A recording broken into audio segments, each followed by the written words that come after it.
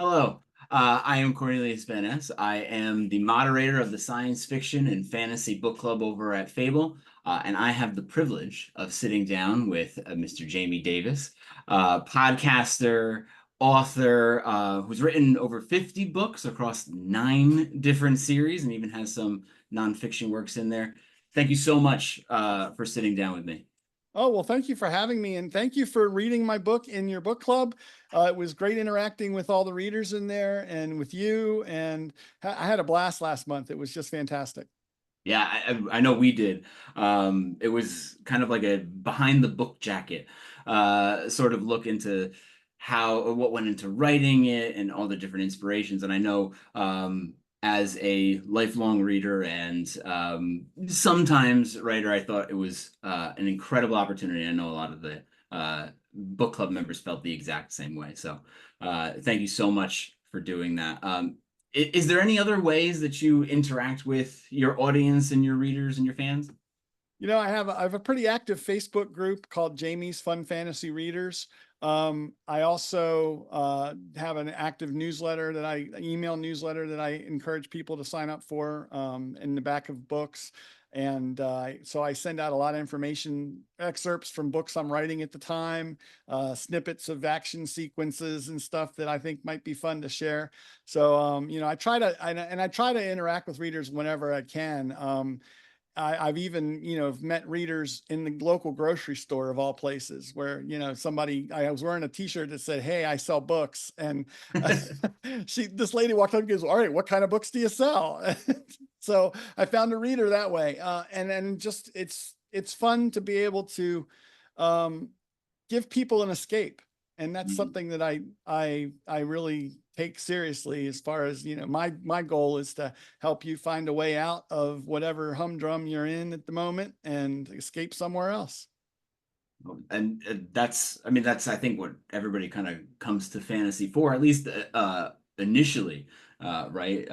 We all kind of want to get away to a place that is kind of more fantastical, more bizarre in a lot of ways. But what I also think is really cool about fantasy, and I saw some in the book we read on Unlikely Guardian, the first in the Uncle Chip Saves the Fae series. Fantasy also kind of has a way of touching on the real world in a lot of ways, and which is kind of interesting because I think for a long time it was just like, oh, it's just an escape, it's lesser than, but it's kind of having this resurgence in a way. I mean, why do you think that fantasy is, I guess, kind of having this revolutionary moment in time where it's kind of taken a little bit more seriously than it was before? Still the escapist, but a little bit more than that too.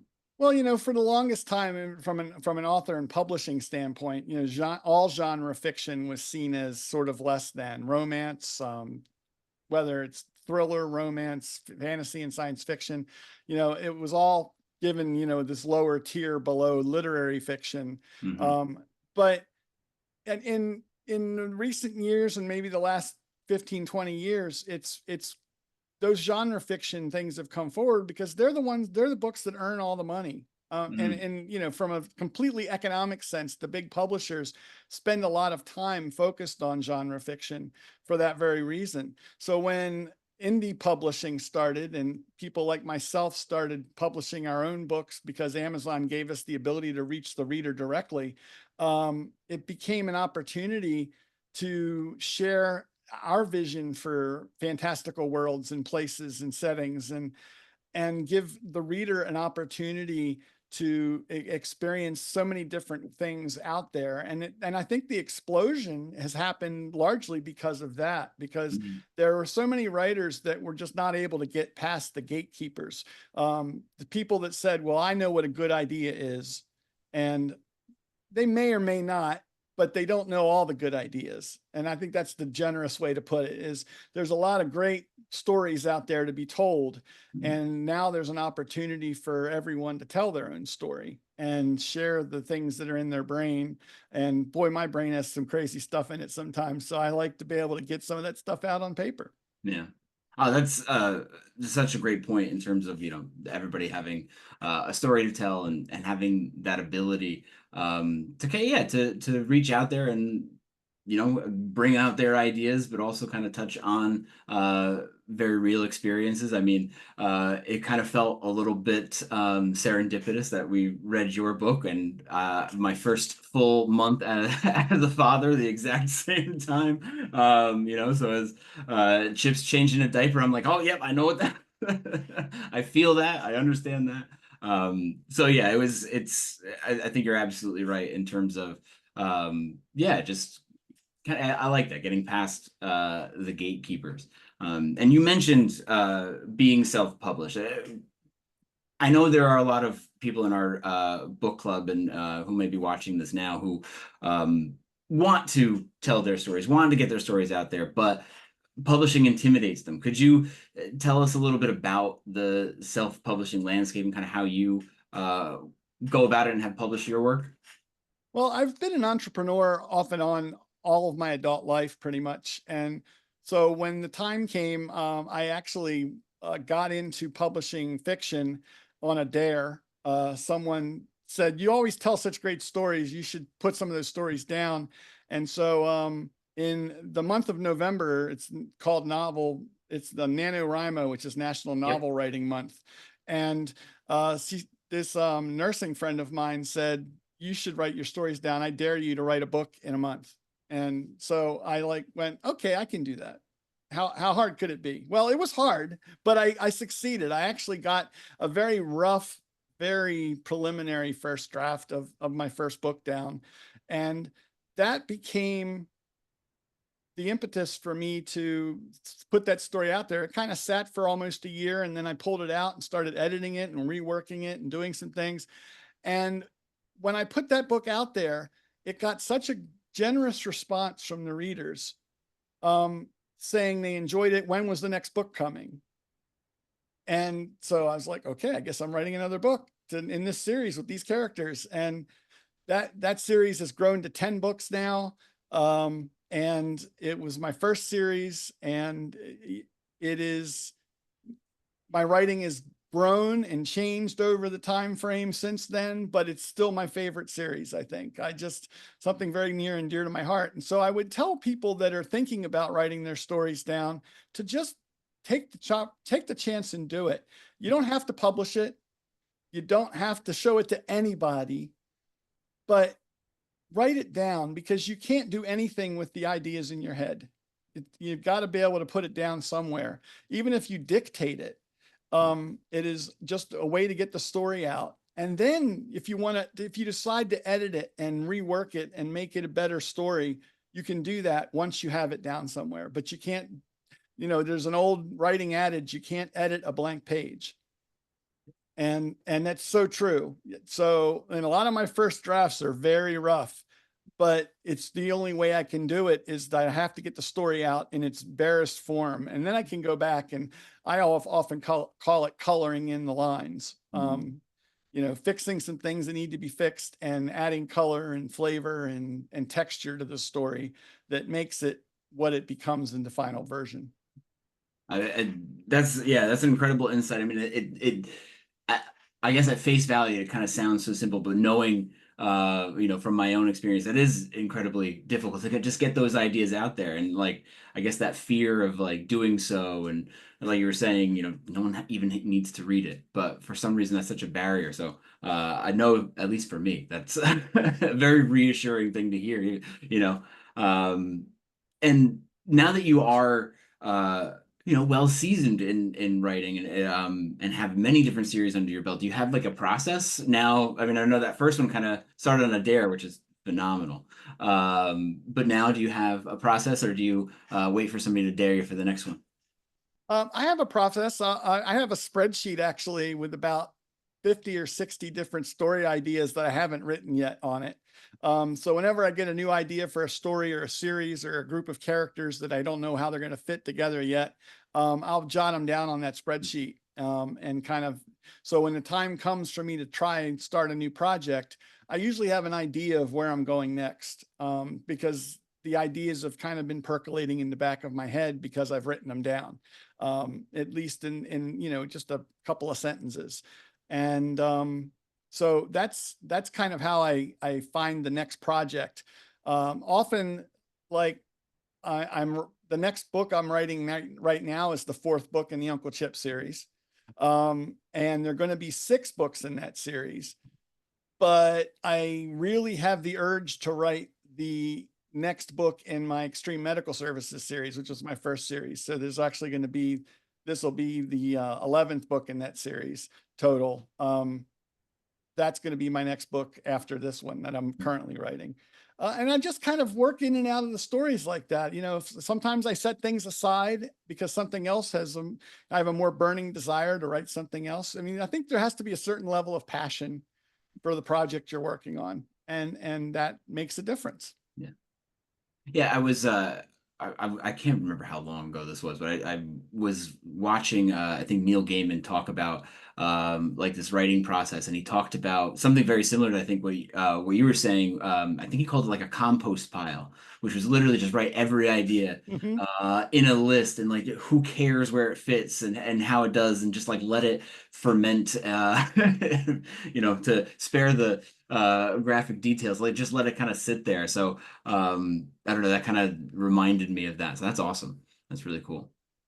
Um, Speaking of Uncle Chip Saves the Fae, so we read the first book, and I know you said you have 3 done so far. You're writing the 4th one now, because I know our readers are anxiously looking for the next one. What can they expect, I guess, from the rest of the series, and not just from what you've read, but even beyond?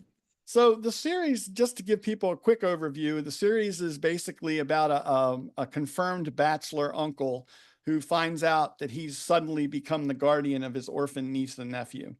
And that wouldn't, if that's not enough of somebody to suddenly be the caretaker for a 4-year-old and a 6-month-old, he also discovers that they're half fae, that his brother married this magical woman, and that his niece and nephew are going to grow into, his niece specifically will grow someday to become the future Fae Queen.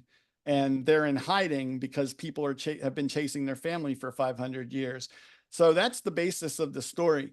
Chip in the first book is when he kind of comes into the storyline. The book's written in 2 points of view because there's an aunt on the Fae side who wanted to be the guardian. And so there's some conflict there between Chip and Rose, but eventually they come to an understanding in the first book, and they find a way to work together. And the rest of the series takes place over the next 16, 14 years, I guess 14 years, because when Sadie turns 18, she'll become the queen. And so I kind of skip a few years. The next book is called Fae PTA, and it is Sadie's first grade year. She goes to school in first grade. Chip thinks he's got all this parenting stuff down, and then he meets the PTA at the local school and runs into all the moms and dads there, and has a whole different dynamic he has to deal with now. The next story after that takes place when Sadie's in 4th grade, and it's called Field Trip Fae. They go on a field trip, something magical happens. They have to solve the problem that came up because of the field trip. And so they basically go through some big moments in Sadie's life, and Chip and Rose having to deal with those moments as this magical child grows up.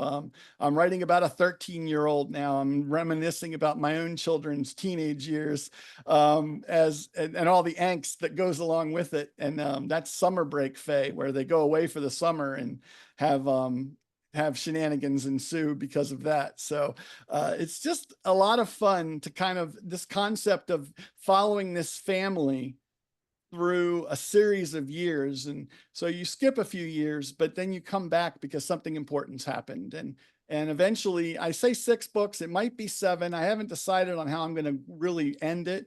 But the ending will be the little girl grown up and coming into her inheritance, and all the fun that happens there.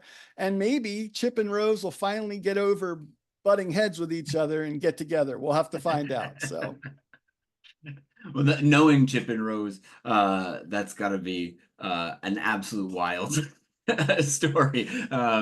Chip at the PTA, that is got. I have to see how you wrote it. But in my head, oh, just Just gold.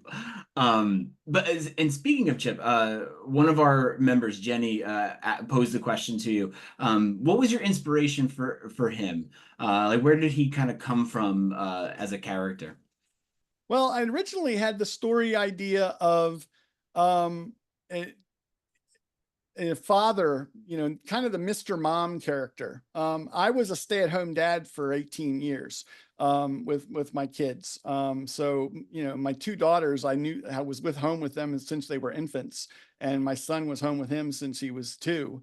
And so I got to raise kids from all the way up. And this was back in a time when there weren't a lot of stay-at-home dads, and it was very unusual for this one guy to be staying at home in a neighborhood and hanging out with all the moms at the bus stop and all the other things. And so I kind of took that idea and said, well, what if the children were magical? And then it became something different. And I said, well, it can't be the dad because he would know. And then I said, it's got to be the uncle.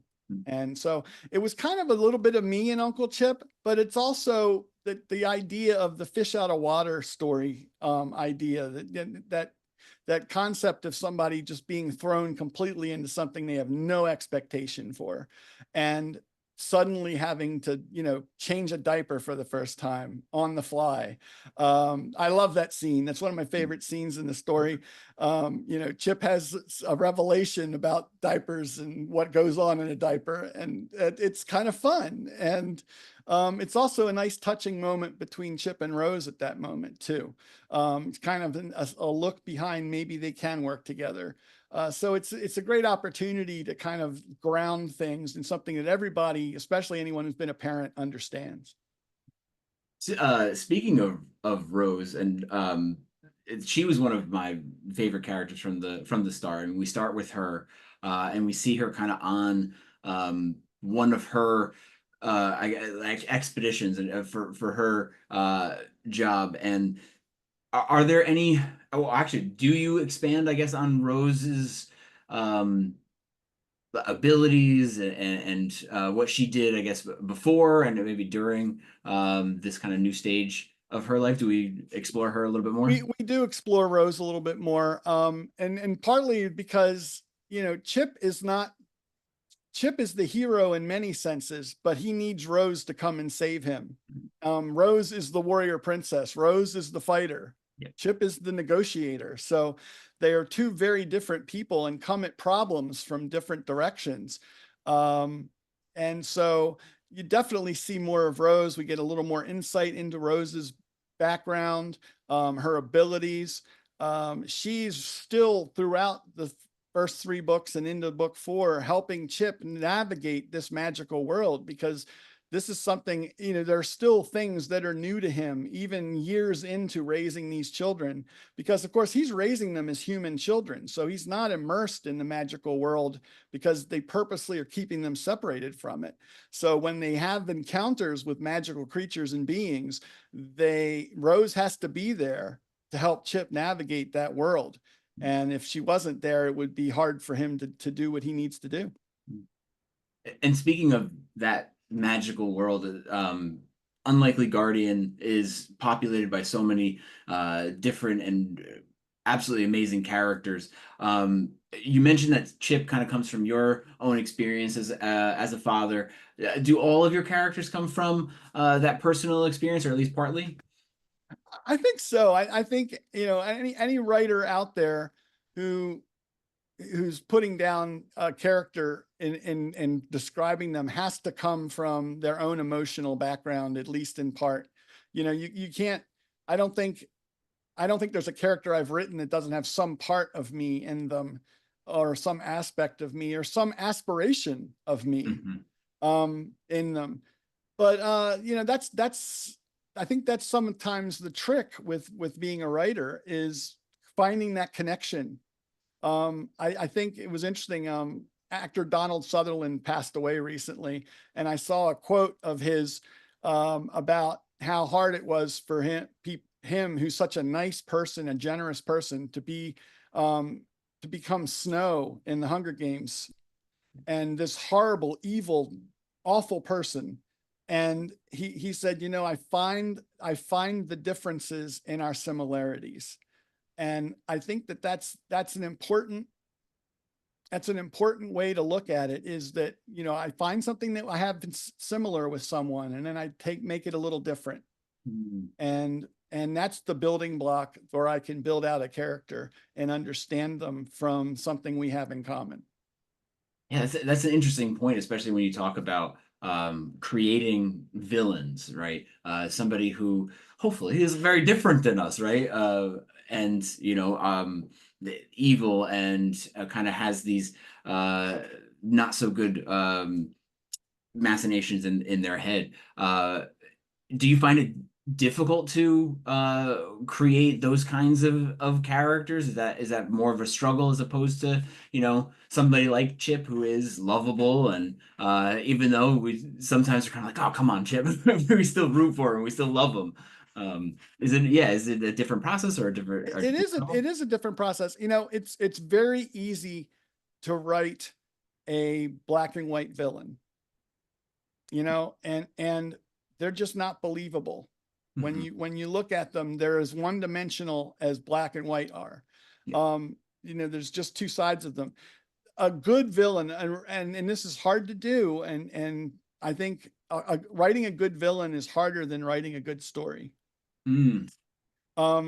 Because the villain has to believe they're doing things for the right reason.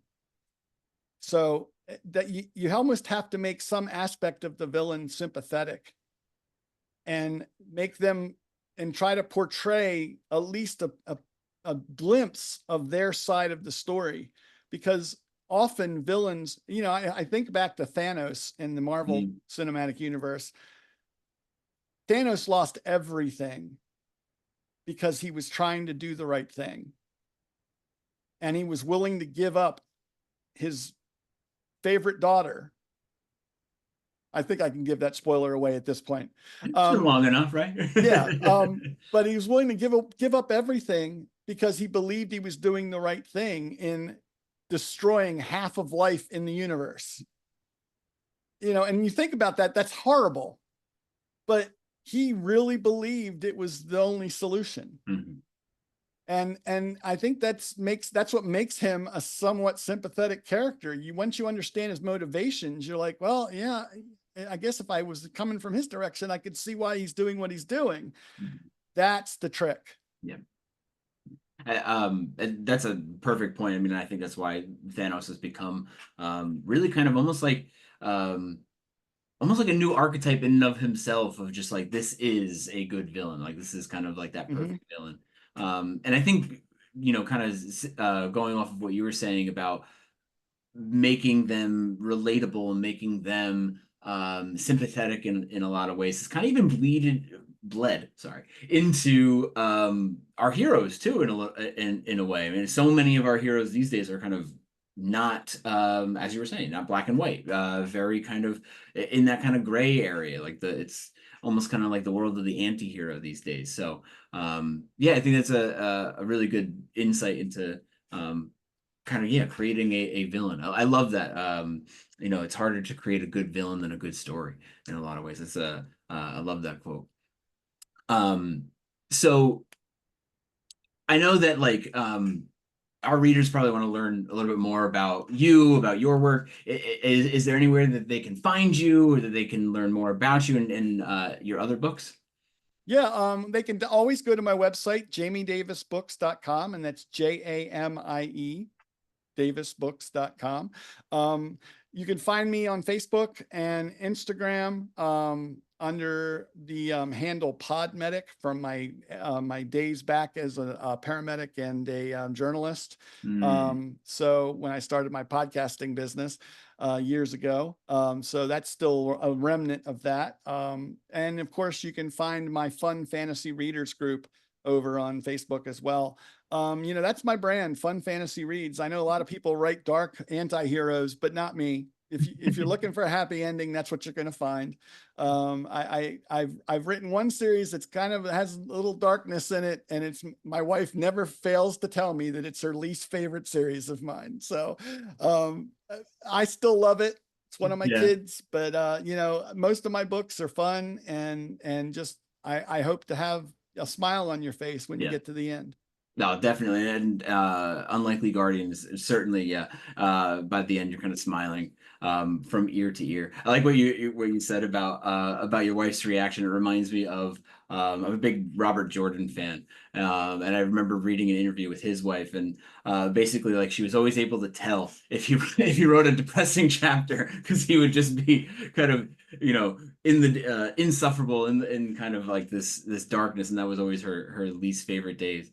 Um, it just kind of reminded me of that. And I saw that on your website too, like fun fantasy reads. I know you kind of went into that a little bit too. Like what do you consider, I guess, a fun fantasy read? Well, I like to turn some things around, turn some ideas around. I mean, the Uncle Chip Saves the Face series is actually written in the same universe as my Extreme Medical Services series. And it's the idea of the unusuals, the magical creatures that live alongside us. They're just normal people. They just want to go to work in the morning, come home to their families at the end of the day, and have their normal life. They don't want anyone to know they're magical, that they're a werewolf, or even zombies exist in this world and are sentient, and for the most part, and can live somewhat normal lives. So it is something I try to get across the idea that, everybody can have fun, everybody can be themselves, be who you are, have a good time, and enjoy your life. It's the only life we've got. Yeah. Oh, beautiful. Um, and I guess I have to ask this, I guess, before we wrap up, because it's always something that's really interested me. Who or what are your inspirations as you got into writing it, and even now today, still? Well, I've been a lifelong reader of science fiction and fantasy since I was a kid. I Mm. literally lived at the library when I was a No. kid.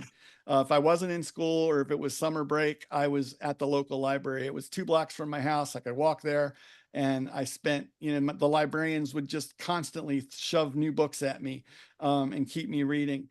And I'm still friends with one of the librarians to this day, and keep track. So hi, Elaine. It's great. Thank you for building my love for reading. As an adult, and as an author, two of my biggest influences are Robert Jordan and David Weber from the Mm. science fiction side of things. And I know you read sci-fi, so if you haven't read any of the Honor Harrington series, Okay. I would put that on the list to read in your group, the first book in that series. David Weber creates characters you care about. Mm. Yeah, And yeah, no, I'm just that's the key. When I can't tell you how many times I'd be reading through his books and I get emotional about something mm, happening with one of the characters, even some of the side characters. And I think that that's something that I strive for. I don't know if I hit that mark, but it's something that I strive for, is to have a character you care about. mm. Yeah, and I love when a book can a lot of different ways make me feel something. It is there's nothing like it. And I have not read anything by him, but I definitely have to put him on the list. It's funny. And I say this with the club members all the time. Really, kind of before, I guess, inheriting the club a little bit, I didn't read a lot of sci-fi. I was more of a fantasy kid, like yeah, Robert Jordan, Tolkien, obviously. Um, and that was my lane. And then this kind of opened the door to sci-fi that I always kind of felt was a little intimidating. I never felt smart enough, I guess, to read it. And it really kind of opened my eyes to, like, you know what? Just relax a little bit, and sci-fi can really open eyes and open your heart a lot. And so yeah, I got to add him to the list for sure. Because this month on July we're doing fantasy. We switch back and forth, and then sci-fi will be for August. So he will definitely be my suggestion. 100%. Absolutely. Well, great. And enjoy Robin Hobb's Apprentice. Is just what a great series. I'm reading along with you. I'm staying in the group. Unless you kick me Oh, out, I'm going to please. stick around Not at and read all. along with you. I haven't read this book probably in 20 years. So Mhm. I'm looking forward to rereading it with the rest of the gang. Yeah, yeah. As Jamie mentioned, our July read is Robin Hobb's *The Assassin's Apprentice*. The first in her. It's always kind of bizarre talking about her series because it's a series made up of different trilogies. It's the first in the Farseer trilogy, which is part of Realm of the Elderlings, which I think is like it spans over 20 books, Yeah, something like it's that. it's a Um, huge, expansive series, yeah. but good stuff. Yeah, definitely. I'm looking forward to it. And I look forward to talking with you some more. I know the club members have really loved getting kind of that inside look. So yeah, definitely. Thank you so much for sitting down with me. Thank you so much for giving us that inside look. I know I appreciated the club members really loved it. And hopefully we can do something like this again. That would be phenomenal. So yeah, if you want to find Mr. Davis, you can obviously, as he said, go to his website, check out his podcast, his other works, and if you want to join the science fiction fantasy book club or any of the other book clubs at Fable, go check out Fable on your on the App Store. I think it's on iOS, Android, and then there's of course Fable.co. And yeah, happy reading. Thank you so much, Jamie. Thank you for sitting down with us.